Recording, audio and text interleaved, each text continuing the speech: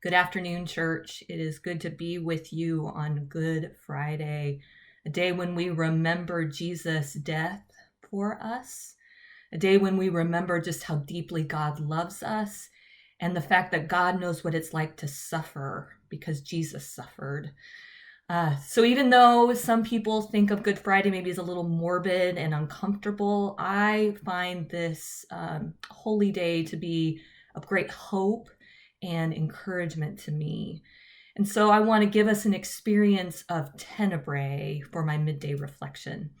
Tenebrae is a Latin word that means darkness. And so traditionally in Western Christianity, a tenebrae service included the gradual extinguishing of candles and the leaving of the service in darkness. Growing up, my dad did a tenebrae service on Good Friday in which he would set our church's communion table full of candles. There'd probably be 30 or so candles.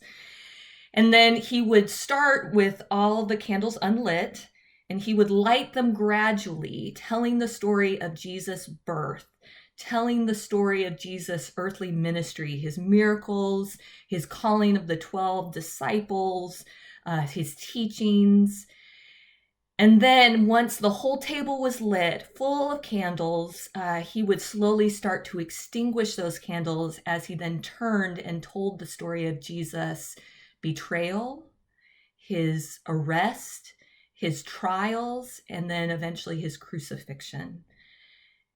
And he would always conclude this tenebrae service, extinguishing the last 7 candles according to the 7 last words of Christ, those 7 phrases that Jesus spoke on the cross according to our gospel accounts. I loved this service as a child. My imagination was just captured by the drama of the lighting of and the extinguishing of the candles. There was a beauty in it that captured me. Well, at Clear Lake Presbyterian Church, our tradition has been on Good Friday to hold a service in which we gradually extinguish 7 candles, once again representing those 7 last words of Christ. For our midday reflection, I dug around in the church closet and found those tenebrae candlesticks and candles, and I would like to do a modified version of the tenebrae service for you today. One that kind of is like what my dad used to do and is more like what we do at Clear Lake Presbyterian Church normally. And I do pray that this visual symbol of Christ's death is a powerful reminder of God's love for you.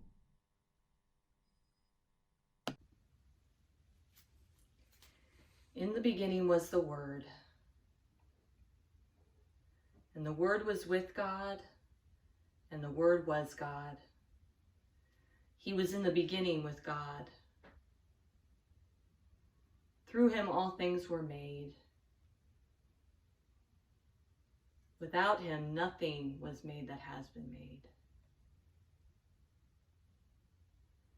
In him was life, and that life was the light of all people. The light shines in the darkness, and the darkness has not overcome it.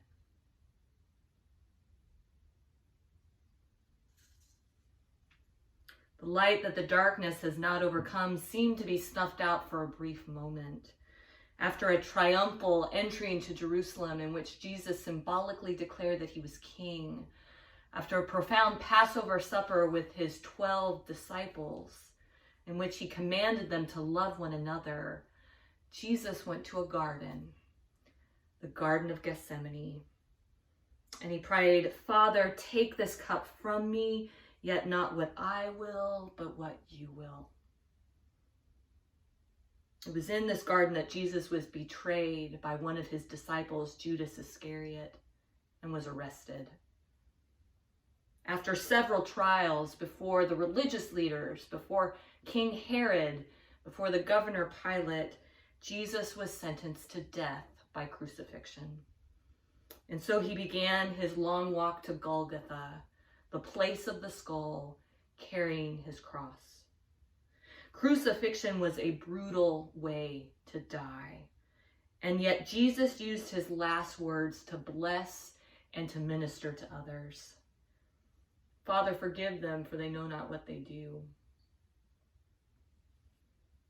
Today you'll be with me in paradise. Mother, here is your son. Here is your mother. My God, why have you forsaken me? I thirst. It is finished.